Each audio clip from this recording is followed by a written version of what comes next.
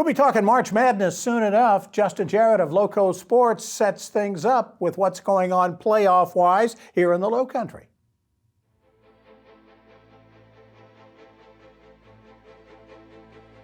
Hey, it's Monday, so it's time for LowCo Lights on WHHI, powered by LowCoSports.com. And we had athletes from the LowCo competing in wrestling, baseball, and softball, but we have to start with the February frenzy of the high school basketball playoffs. Two teams from the LowCo moved a step closer to the state finals on Friday night as the Bluffton girls and Hampton County boys defended their home courts to advance to round 3. Team LowCo's Wes Kerr was in the den to see the Bobcats take on North Myrtle Beach in round 2 of the Class 4A girls playoffs. Bluffton raced out to a big halftime lead and held off a late charge from the Chiefs for a 58-51 win.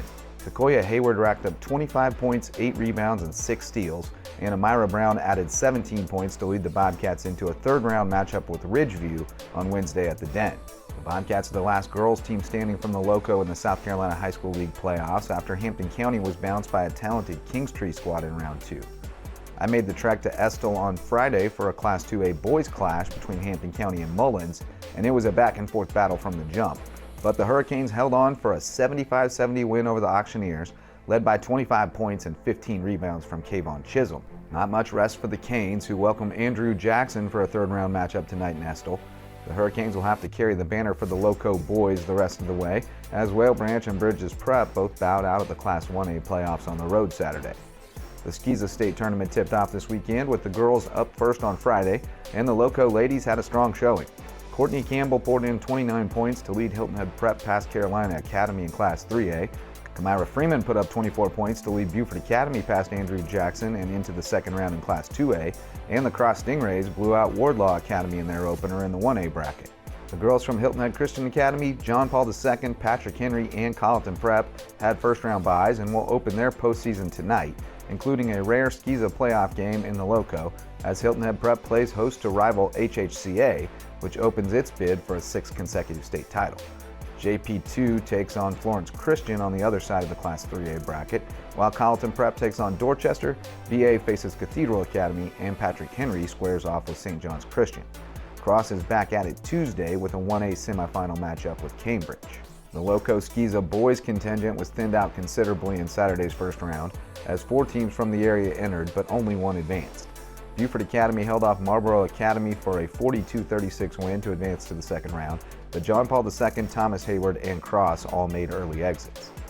The boys get back after it Tuesday as Hilton Head Prep begins its 3A title defense against Spartanburg Day, while HHCA opens against Greenwood Christian on the opposite side of the bracket.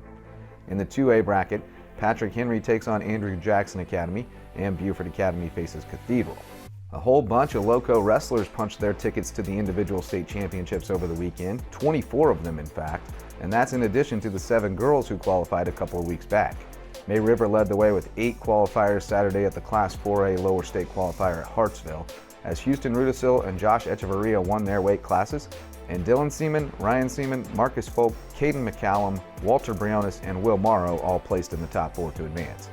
Bluffton's Gabe Fulton and Oscar Durchio claimed gold, and teammates Bradley Denmark and Caleb McTurnan joined them in qualifying, while Hilton Head's Bryce Stevenson was the 106-pound champ, and Seahawks Connor Wendell, Calvin Clayton, and Devontre Simmons also advanced. Colleton County's Stephen LaPresta also qualified, winning gold in the 190-pound weight class. At the Class 3A lower state qualifier, Battery Creek had 4 qualifiers and all of them claimed gold, as Elmer Linares, Andrew Legree, Gunnar DeGroat, and Leroy Tyus all won their brackets, and Buford's Antonio McKnight placed 3rd. Bridges Prep sent 2 wrestlers through to the Class 2A 1A state meet, with Jeremiah Chavez and Ali Jenkins advancing. We're expecting a big haul of medals heading home to the LowCo from Anderson this weekend. And the USCB Sandsharks had a busy weekend with baseball, softball, and men's golf competing on the road, along with another Peach Belt Conference basketball clash in the Cove. The Sandshark women did the unthinkable, avenging a 65-point loss at North Georgia last month with a 66-59 victory to give USCB back-to-back PBC wins for the first time.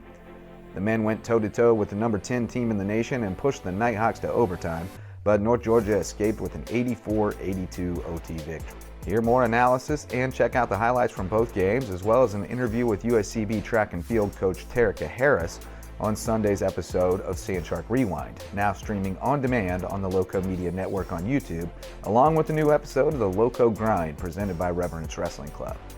Join us for more local sports talk on the LowCo Sports Lowdown at 10 p.m. tonight. We'll recap the weekend and the high school basketball matchups on tap tonight and get you set for the rest of the week. For LowCo Sports and WHHI, I'm Justin Jarrett. Until next time, go LowCo.